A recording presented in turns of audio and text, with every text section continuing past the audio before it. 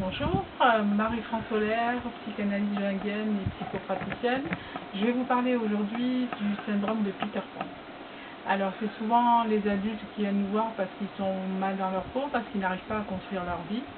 Et donc dans ce syndrome, ce qu'il faut voir, c'est que ces personnes sont restées dans le principe de plaisir, qu'elles sont restées à un stade infantile et qu'elles ne se rendent pas compte parce qu'elles travaillent quand même, parce qu'elles arrivent quand même à avoir une vie. Mais que finalement elles n'arrivent pas à avoir de plaisir qui dure, qui se construit, parce que je change souvent de travail, même ça n'a pas forcément de rapport avec la conjoncture, c'est-à-dire que je trouve plutôt des contrats à durée déterminée,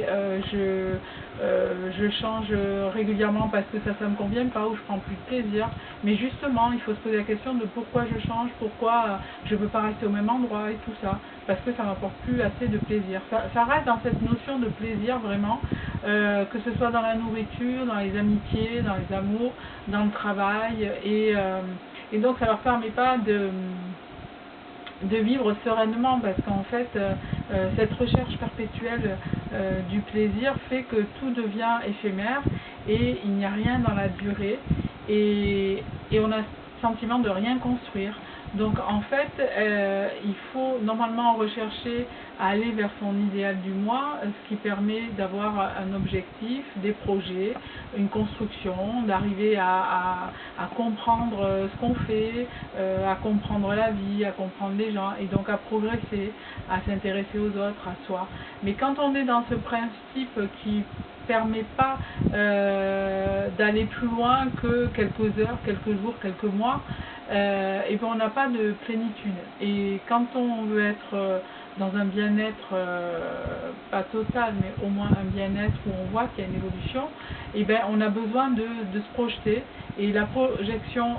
avec le principe de plaisir tel qu'il est décrit dans le syndrome de Peter Pan, c'est pas possible. Donc ce sont des personnes qui vraiment n'arrivent pas à passer le cap de se dire il faut pas que je pense juste au plaisir, mais il faut aussi que je pense à qu'est-ce que ça va apporter, qu'est-ce que je peux apporter aux autres, par quelle étape je vais passer pour y arriver. Non, c'est maintenant, tout de suite, je fais quelque chose, je le fais bien, c'est pas le souci.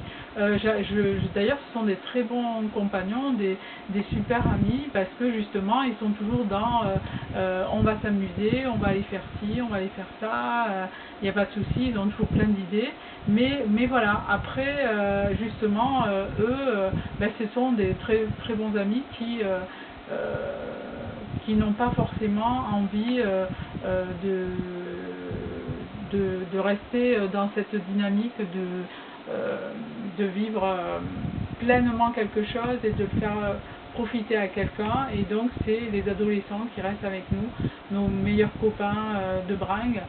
Mais quand on est les meilleurs copains de bringue, et ben à un certain nombre d'années, bon je dirais pas parce que ça dépend des personnes en fait, de l'âge, et ben on se rend compte que oui, non, finalement on reste que là-dedans, tout le temps, dans le plaisir, dans la fête, dans le rire et dans la non-construction. Voilà, donc ça c'était un petit peu le syndrome de Peter Pan expliqué en quelques mots. J'espère que ça vous aura un petit peu aidé à comprendre. Merci.